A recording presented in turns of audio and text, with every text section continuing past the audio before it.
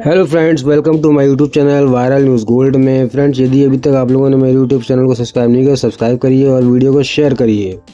Friends, आज मैं बहुत ही महत्वपूर्ण सुप्रीम कोर्ट का जजमेंट लेकर आया हूं, तो आइए चलते हैं वीडियो पर। फ्रेंड्स, क्या आत्महत्या की धमकी देना और पति को परिवार से अलग करने का दबाव बनाना मानसिक क्रूरता माना जा सकता है? माननीय सुप्रीम कोर्ट ने नरेन वर्सेस मीना के मामले में यह महत्वपूर्ण प्रश्न उठाया कि क्या आत्महत्या की धमकी देना और पति को परिवार से अलग करने का दबाव बनाना मानसिक क्रूरता माना जा सकता है, और क्या यह तलाक के लिए पर्याप्त आधार है। इस फैसले में कोर्ट ने हिंदू विवाह अधिनियम की धारा 13 के तहत क्रूरता की व्याख्या पर गहराई से विचार किया और कई महत्वपूर्ण न्यायिक निर्णयों का उल्लेख भी किया।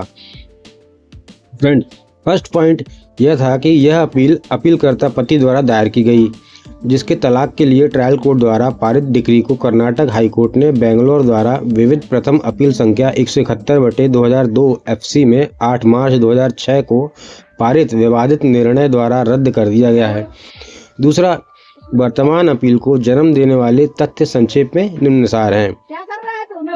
प्रतिवादी पत्नी ने हिंदू विवाह अधिनियम 1955, जिसे आगे अधिनियम कहा जाएगा, उसकी धारा 28 सबसेक्शन 1 के अंतर्गत विविध प्रथम अपील उच्च न्यायालय में दायर की, क्योंकि वह अपीलकर्ता पति द्वारा तलाक की मांग करते हुए अधिनियम की धारा 13(1)(IA) के अंतर्गत MC संख्या 603/1995 में प्रिंसिपल जज फैमिली कोर्ट बेंगलोर द्वारा 17 नवंबर 2001 को पारित निर्णय और डिग्री से व्यथित थी। तीसरा पॉइंट, अपीलकर्ता जो पति है, इसमें अपीलकर्ता उसने 26 फरवरी 1992 को प्रतिवादी पत्नी से विवाह किया था। विवाह से बाहर 13 नवंबर 1993 को रंजीता नाम की एक लड़की पैदा हुई। अपीलकर्ता का मामला यह था कि विवाह के बाद 1 महीने तक भी प्रतिवादी पत्नी अपीलकर्ता के साथ खुशी से नहीं रह सका। तलाक की याचिका दायर करने का कारण यह था कि प्रतिवादी पत्नी अपने अत्यधिक संदिग्ध स्वभाव के कारण क्रूर हो गई थी और वह उसके चरित्र और विशेष रूप से उसके विवाहेतर संबंधों के बारे में उसके खिलाफ बिल्कुल तुच्छ लेकिन गंभीर आरोप लगाती थी। प्रतिवादी पत्नी के व्यवहार ने अपीलकर्ता पति के जीवन को दयनीय बना दिया और अपीलकर्ता के लिए उपरोक्त कारणों से प्रतिवादी के साथ रहना असंभव हो गया।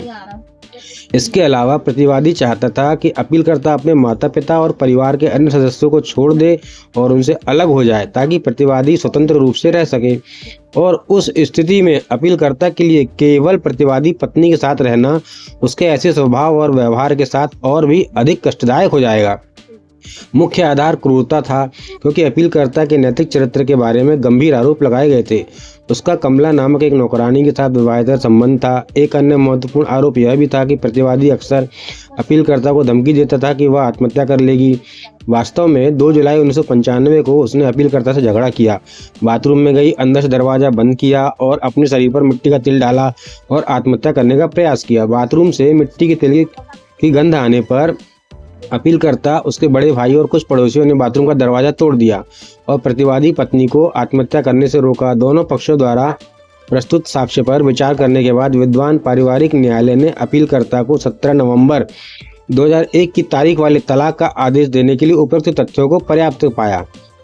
चौथा पॉइंट फ्रेंड्स, 17 नवंबर 2001 के तलाक के फैसले और डिक्री से व्यथित होकर प्रतिवादी पत्नी ने विविध प्रथम अपील संख्या 171/2002 FC दायर की, जिसे उच्च न्यायालय ने 8 मार्च 2006 को अनुमति दे दी, जिसके तहत 17 नवंबर 2001 के तलाक की डिक्री को रद्द कर दिया गया है। उच्च न्यायालय द्वारा पारित फैसले और आदेश से व्यथित होकर अपीलकर्ता ने यह अपील दायर की। अपील की सुनवाई के समय प्रतिवादी की ओर से उपस्थित महाविद्वान वकील उपस्थित नहीं थे। मामले के वापस रखा गया, लेकिन पूरे दिन प्रतिवादी के विद्वान वकील उपस्थित नहीं हुए। यहाँ तक कि 31 मार्च 2016 को पहले भी जब अपील की सुनवाई हुई थी, तब प्रतिवादी की पत्नी की ओर से उपस्थित विद्वान वकील उपस्थित नहीं थे और इसलिए न्यायालय ने अपीलकर्ता की ओर से उपस्थित विद्वान वकील को सुना था। चौथा पॉइंट ये है कि अपीलकर्ता की ओर से उपस्थित विद्वान वकील ने दलील दी कि उच्च न्यायालय ने साक्ष्यों की पुनः समीक्षा करने तथा अपीलकर्ता के पक्ष में दिए गए तलाक के आदेश को रद्द करने की प्रक्रिया में गंभीर गलती की है। उन्होंने दलील दी कि यह मानने का कोई कारण नहीं है कि प्रतिवादी पत्नी का ओर से कोई क्रूरता नहीं हुई। उन्होंने पारिवारिक न्यायालय द्वारा की गई टिप्पणियों पर प्रकाश डाला तथा हमें साक्ष्यों से अवगत कराया, जिन्हें पारिवारिक न्यायालय ने समक्ष दर्ज किया गया था। उन्होंने स्वतंत्र गवाहों, अपीलकर्ता के पड़ोसियों द्वारा दिए गए बयानों की ओर हमारा ध्यान आकर्षित किया, जिन्होंने प्रतिवादी पत्नी को बाथरूम का दरवाजा तोड़कर आत्महत्या करने से बचाया था। जब प्रतिवादी पत्नी खुद पर मिट्टी का तेल डालकर तथा माचिस जलाकर आत्महत्या करने वाली थी, हमारा ध्यान इस तथ्य की ओर भी आकर्षित किया गया कि नौकरानी के साथ विवाहेतर संबंध में अपीलकर्ता के चरित्र के विरुद्ध लगाए गए गंभीर आरोप पूरी तरह से निराधार थे, क्योंकि कमला नाम की कोई नौकरानी कभी अपीलकर्ता के घर में काम ही नहीं करती थी। यह भी कहा गया कि प्रतिवादी पत्नी अपीलकर्ता पर अपने परिवार के सदस्यों से अलग होने का दबाव बना रही थी और 12 जुलाई 1995 को, यानी आत्महत्या करने के प्रयास की तारीख को, प्रतिवादी पत्नी ने अपीलकर्ता पति को छोड़ दिया। विद्वान वकील के अनुसार साक्ष्य की सराहना करने के बाद विद्वान पारिवारिक न्यायालय द्वारा दर्ज किए गए तथ्य यह दिखाने के लिए पर्याप्त थे कि अपीलकर्ता अधिनियम की धारा 13(1) IA के प्रावधानों के अनुसार तलाक के आदेश का हकदार था। चौथा पॉइंट ये था फ्रेंड, हमने पक्षकारों द्वारा विचारण न्यायालय के समक्ष प्रस्तुत साक्ष्यों का ध्यानपूर्वक अध्ययन किया है तथा यह पता लगाने का प्रयास किया कि अपीली न्यायालय ने पारिवारिक न्यायालय अर्थात विचारण न्यायालय द्वारा अपनाए गए दृष्टिकोण से भिन्न दृष्टिकोण क्यों अपनाया। आठवां पॉइंट, माननीय उच्च न्यायालय इस निष्कर्ष पर पहुंचा कि अपीलकर्ता के साथ कोई क्रूरता नहीं की गई जिससे वह अधिनियम के प्रावधानों के अनुसार तलाक की डिग्री प्राप्त कर सके। अपीलकर्ता के चरित्र और नौकरानी के साथ विवाहेतर संबंध में लगाए गए आरोपों को पारिवारिक न्यायालय ने बहुत ही गंभीरता से लिया, लेकिन उच्च न्यायालय ने लगाए गए झूठे आरोपों को ज़्यादा महत्व नहीं दिया। प्रतिवादी द्वारा अपीलकर्ता के परिवार के सदस्यों से अलग होने के लिए लगातार अनुनय विनय करना और अपीलकर्ता को अलग रहने और केवल उसके साथ रहने के लिए बाध्य करना भी माननीय उच्च न्यायालय द्वारा कोई महत्व नहीं माना गया। प्रतिवादी पत्नी द्वारा आत्महत्या करने का प्रयास के संबंध में घटना को कोई महत्व नहीं दिया गया। इसके विपरीत ऐसा प्रतीत होता है कि उच्च न्यायालय ने प्रतिवादी द्वारा अपीलकर्ता पति के परिवार से अलग रहने के अनुरोध में कुछ औचित्य पाया।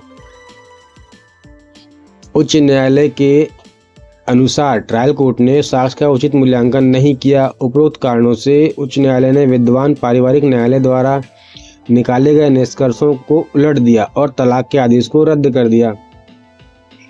हम उस तरीके से सहमत नहीं हैं कि जिस तरह से उच्च न्यायालय ने साक्ष्यों का पुनर्मूल्यांकन किया है और एक अलग निष्कर्ष पर पहुंचा है। 10वां पॉइंट, अपीलकर्ता द्वारा लगाए गए क्रूरता के आरोपों के संबंध में हम ट्रायल कोर्ट के निर्देशों से सहमत हैं। माननीय सुप्रीम कोर्ट ने कहा कि हम ट्रायल कोर्ट के निर्देशों से सहमत हैं। सबसे पहले आइए हम प्रतिवादी द्वारा आत्महत्या करने के प्रयास के संबंध में घटना को देखें। गवाहों के साक्ष्य के अवलोकन के बाद ट्रायल कोर्ट द्वारा यह निष्कर्ष निकाला गया कि प्रतिवादी पत्नी ने खुद को बाथरूम में बंद कर लिया था और आत्महत्या करने के लिए खुद पर केरोसिन डाला था, विवाद में नहीं है। अपीलकर्ता के लिए सौभाग्य से शोर और उपद्रव के कारण अपीलकर्ता के पड़ोसी भी मदद के लिए दौड़े और बाथरूम का दरवाजा तोड़ा गया और प्रतिवादी को बचा लिया गया। यदि वह आत्महत्या करने के अपने प्रयास में सफल हो जाती तो कोई भी अपीलकर्ता की दुर्दशा और परिणामों का अनुमान लगा सकता है, क्योंकि उस स्थिति में कानूनी प्रावधानों के कारण अपीलकर्ता को भारी कठिनाइयों का सामना करना पड़ता। हमें लगता है कि अपीलकर्ता की ओर से कोई गलती नहीं थी और न ही प्रतिवादी पत्नी के आत्महत्या करने का कोई कारण था। कोई भी पति अपनी पत्नी के इस तरह के कृत्य को कभी भी बर्दाश्त नहीं करेगा और अगर पत्नी आत्महत्या करने में सफल हो जाती है तो कोई कल्पना कर सकता है कि एक बेचारा पति कानून के चुंगल में कैसे फंस जाएगा, जो वस्तुतः उसकी मानसिक शांति, करियर, शायद उसकी पूरी जिंदगी बर्बाद कर देगा। कानूनी परिणामों का सामना करने के संबंध में मात्र विचार ही पति को भारी तनाव में डाल देगा। यह विचार ही परेशान करने वाला है। इस तरह की मानसिक क्रूरता को माननीय उच्च न्यायालय हल्के में नहीं ले सकता था। हमारी राय में केवल यह एक घटना अपीलकर्ता पति के लिए क्रूरता के आधार पर तलाक का आदेश प्राप्त करने के लिए पर्याप्त थी। यह जोड़ने की कोई जरूरत नहीं है कि इस तरह की धमकियां या कृत्य क्रूरता का गठन करते हैं। हमारा उपरोक्त दृष्टिकोण पंकज वर्सेस डिम्पल काजल 2011-12 SCC की 1 के मामले में इस न्यायालय के एक फैसले से पुष्ट होता है, जिसमें यह माना गया है कि प्रतिवादी पत्नी चाहती थी कि अपीलकर्ता अपने परिवार से अलग हो जाए। साक्ष्य दर्शाते हैं कि परिवार का भरण पोषण वस्तुतः अपीलकर्ता पति की आय से होता था। भारत में हिंदू बेटे के लिए पत्नी के कहने पर विवाह करने के पश्चात माता पिता से अलग हो जाना कोई सामान्य प्रथा या वांछनीय संस्कृति नहीं है, खासकर तब जब बेटा परिवार में कमाने वाला एकमात्र सदस्य हो। माता पिता द्वारा पाले पोसे और शिक्षित किए गए बेटे का नैतिक और कानूनी दायित्व है कि वह माता पिता की देखभाल करे और उनका भरण पोषण करे। जब वे वृद्ध हो जाएं और जब उनके पास कोई आय न हो या बहुत कम आय हो, तो भारत में आमतौर पर लोग पश्चिमी विचार को नहीं मानते हैं, जहां विवाह करने या वयस्क होने पर बेटा परिवार से अलग हो जाता है। सामान्य परिस्थितियों में विवाह के पश्चात पत्नी से पति के परिवार के साथ रहने की अपेक्षा की जाती है। वह पति के परिवार का अभिन्न अंग बन जाती है और सामान्यतः बिना किसी उचित मजबूत कारण के वह कभी भी इस बात पर जोर नहीं देगी कि उसका पति परिवार से अलग हो जाए और केवल उसके साथ रहे। इस मामले में साक्ष्यों की सराहना करने के बाद ट्रायल कोर्ट इस निष्कर्ष पर पहुंचा कि केवल आर्थिक कारणों से प्रतिवादी पत्नी अपने पति को उसके परिवार से अलग करना चाहती थी। प्रतिवादी का कथन इस आशय का था कि अपीलकर्ता की आय में उसके परिवार के भरण पोषण पर खर्च होती थी। प्रतिवादी का उक्त शिकायत पूरी तरह से अनुचित है। भारतीय संस्कृति और लोकाचार में एक बेटे द्वारा अपने माता पिता का भरण पोषण करना बिल्कुल सामान्य बात है। ऐसा कोई अन्य कारण नहीं है जिसके लिए प्रतिवादी चाहता था कि अपीलकर्ता परिवार से अलग हो जाए। एकमात्र कारण अपीलकर्ता की आय का आनंद लेना था। दुर्भाग्य से माननीय उच्च न्यायालय ने इसे एक उचित कारण माना। उच्च न्यायालय की राय में पत्नी को यह देखने की वैध अपेक्षा थी कि उसके पति की आय का उपयोग उसके लिए किया जाए, न कि प्रतिवादी पति के परिवार के सदस्यों के लिए। हम उच्च न्यायालय के उक्त दृष्टिकोण को उचित ठहराने का कोई कारण नहीं देखते हैं। जैसा कि ऊपर कहा गया है कि एक हिंदू समाज में माता पिता का भरण पोषण करना बेटे का पवित्र कर्तव्य है। यदि कोई पत्नी समाज के सामान्य व्यवहार और सामान्य रीति रिवाज से विचलित होने का प्रयास करती है तो उसके पास इसके लिए कोई उचित कारण होना चाहिए, और इस मामले में हमें प्रतिवादी पत्नी के मौद्रिक विचार के अलावा कोई उचित कारण नहीं मिला। हमारी राय में आमतौर पर कोई भी पति इसे बर्दाश्त नहीं करेगा और कोई भी बेटा अपने बूढ़े माँ बाप और परिवार के अन्य सदस्यों से अलग नहीं होना चाहेगा, जो कि उसकी आय पर भी निर्भर है। प्रतिवादी पत्नी द्वारा अपीलकर्ता को परिवार से अलग करने के लिए लगातार प्रयास करना और पति के लिए यातनापूर्ण होगा, और हमारी राय में ट्रायल कोर्ट इस निष्कर्ष पर सही था कि यह क्रूरता का कार्य है। 12वां पॉइंट, कमला नामक नौकरानी के साथ विवाहेतर संबंध के आरोपों के संबंध में माननीय उच्च न्यायालय द्वारा साक्ष्यों का पुनः मूल्यांकन सही प्रतीत नहीं होता है। इस बात के पर्याप्त साक्ष्य हैं कि अपीलकर्ता के घर पर कमला नाम की कोई नौकरानी काम नहीं करती थी। उच्च न्यायालय ने किसी रिश्तेदार के बारे में कुछ कथनों पर भरोसा करके यह निष्कर्ष निकाला कि कमला नाम की कोई महिला थी, लेकिन उच्च न्यायालय ने इस तथ्य को नजरअंदाज कर दिया है कि प्रतिवादी पत्नी ने अपीलकर्ता के विवाहेतर संबंध में नौकरानी के साथ आरोप लगाए थे, किसी और के साथ नहीं। भले ही कमला नाम की कोई रिश्तेदार थी जो अपीलकर्ता से मिलने गई हो, लेकिन विवाहेतर संबंध के संबंध में प्रतिवादी द्वारा लगाए गए आरोपों को पुष्ट करने के लिए कुछ भी नहीं है। सच है कि ऐसे आरोपों को साबित करना बहुत मुश्किल है, लेकिन साथ ही यह भी उतना ही सच है कि किसी व्यक्ति के चरित्र से जुड़े विवाहेतर संबंध के आरोप सहना किसी भी व्यक्ति के लिए काफ़ी यातनापूर्ण होता है, चाहे वह पति हो या पत्नी। हमने साक्ष्यों का ध्यानपूर्वक अध्ययन किया है, लेकिन हमें यह दिखाने के लिए कि कोई विश्वसनीय सबूत नहीं मिला कि अपीलकर्ता का किसी के साथ विवाहेतर संबंध था। विवाहेतर संबंध मतलब एक्स्ट्रा मैरिटल अफेयर। निराधार और बेबुनियाद आरोपों को छोड़कर ऐसा कोई मामूली सा भी सबूत नहीं है जो यह सुझाव दे कि प्रतिवादी द्वारा नामित नौकरानी के साथ अपीलकर्ता का कोई संबंध था। हम पूरी तरह से झूठे आरोप लगाना और वह भी विवाहेतर जीवन के संबंध में काफ़ी गंभीर मानते हैं, और यह निश्चित रूप से मानसिक क्रूरता का कारण बन सकता है। 13वां पॉइंट है, इस न्यायालय ने विजय कुमार रामचंद्र भाटे वर्सेस नीला विजय कुमार भाटे 2003 6 SCC 334 के मामले में निम्न अनुसार निर्णय दिया। सबसे पहले जिस प्रश्न का उत्तर दिया जाना आवश्यक है वह यह है कि क्या लिखित बयान में अपीलकर्ता पति द्वारा पत्नी के कथन, आरोप और चरित्र हनन मानसिक क्रूरता का गठन करते हैं, जो अधिनियम की धारा 13(1)IA के तहत तलाक के लिए दावा करने के लिए पर्याप्त है। इस संबंध में कानून की स्थिति अच्छी तरह से स्थापित हो चुकी है और घोषित किया गया है कि विवाहेतर संबंध के अलावा किसी व्यक्ति के साथ अनैतिक और अभद्र परिचितता के घृणित आरोप लगाना और विवाहेतर संबंध के आरोप लगाना पत्नी के चरित्र, सम्मान, प्रतिष्ठा, स्थिति और साथ ही स्वास्थ्य पर भी गंभीर हमला है। पत्नी पर लगाए गए विश्वासघात के ऐसे आरोप एक शिक्षित भारतीय पत्नी के संदर्भ में देखे जाने पर और भारतीय परिस्थितियों और मानकों के अनुसार अपमान और क्रूरता के सबसे बुरे रूप के बराबर होंगे, जो कानून में क्रूरता को प्रमाणित करने के लिए पर्याप्त हैं, जिससे पत्नी के दावे को अनुमति दी जा सकती है। लिखित बयान में किए गए या जांच के दौरान और जिरह के माध्यम से सुझाए गए ऐसे आरोप कानून की आवश्यकता को पूरा करते हैं, यह भी इस न्यायालय द्वारा दृढ़ता से निर्धारित किया गया है। ऐसे आरोपों के प्रासंगिक हिस्से को देखने पर हम यह पाते हैं कि पारिवारिक न्यायालय और उच्च न्यायालय द्वारा दर्ज किए गए निष्कर्षों पर कोई अपवाद नहीं लिया जा सकता है।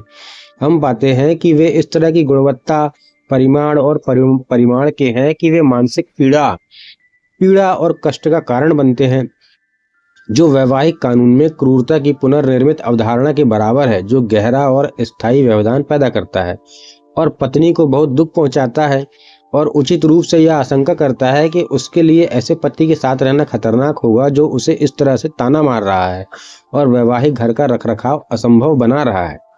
14वां पॉइंट, इस मामले के तथ्यों पर उक्त अनुपात को लागू करते हुए हम यह मानने के लिए इच्छुक हैं कि प्रतिवादी पत्नी द्वारा लगाए गए निराधार आरोप और उसके द्वारा दी गई धमकियां और आत्महत्या का प्रयास मानसिक क्रूरता के बराबर है और इसलिए अधिनियम की धारा 13(1) IA में बताए गए आधार पर विवाह को तलाक के आदेश द्वारा भंग किया जाना चाहिए। 15वां पॉइंट, समूचे साक्ष्य और ट्रायल कोर्ट द्वारा दिए गए फैसले को समग्र रूप से देखते हुए हमारा दृढ़ विश्वास है कि ट्रायल कोर्ट द्वारा लिए गए फैसले से अलग कोई और फैसला लेने की जरूरत नहीं थी। प्रतिवादी पत्नी का व्यवहार भयानक और भयानक प्रतीत होता है। ऐसे व्यक्ति के साथ शांति और मन की शांति के साथ रहना मुश्किल होगा। इस तरह की यातना पति के जीवन पर प्रतिकूल प्रभाव डालेगी। यह भी विवाद का विषय नहीं है कि प्रतिवादी पत्नी 12 जुलाई 1995 को यानी 20 साल से भी पहले वैवाहिक घर छोड़ चुकी थी। हालांकि रिकॉर्ड में नहीं है, लेकिन विद्वान वकील ने प्रस्तुत किया कि आज तक प्रतिवादी पत्नी अपीलकर्ता के साथ नहीं रह रही है। अपीलकर्ता और प्रतिवादी की बेटी भी बड़ी हो गई है और विद्वान वकील के अनुसार वह एक IT कंपनी में काम कर रही है। हमारे पास पूर्वोक्त तथ्यों पर अविश्वास करने का कोई कारण नहीं है, क्योंकि समय बीतने के साथ बेटी बड़ी हो गई होगी और अपीलकर्ता और पत्नी का अलग होना भी उसके लिए सामान्य हो गया होगा और इसलिए इस मोड़ पर उन्हें एक साथ लाना उचित नहीं होगा, खासकर जब अपीलकर्ता पति के साथ प्रतिवादी पत्नी द्वारा इतना क्रूर व्यवहार किया गया हो।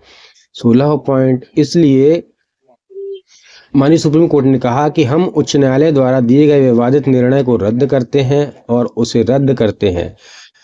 प्रिंसिपल जज फैमिली कोर्ट बेंगलोर द्वारा MC नंबर 603 1995 में पारित आदेश 17 नवंबर 2001 के तलाक के आदेश को बहाल किया जाता है। 17वां, तदनुसार अपील को लागत के संबंध में कोई आदेश दिए बिना स्वीकार कर किया जाता है। तो साथियों, माननीय सुप्रीम कोर्ट ने इसमें पति को पत्नी से तलाक लेने में बहुत ही महत्वपूर्ण आदेश दिया है। तो मेरे चैनल को सब्सक्राइब करिए और इस वीडियो को शेयर करिए। ये बहुत ही इम्पोर्टेंट जजमेंट है फ्रेंड्स, इसको नोट डाउन करके रख लीजिए। ये आप सब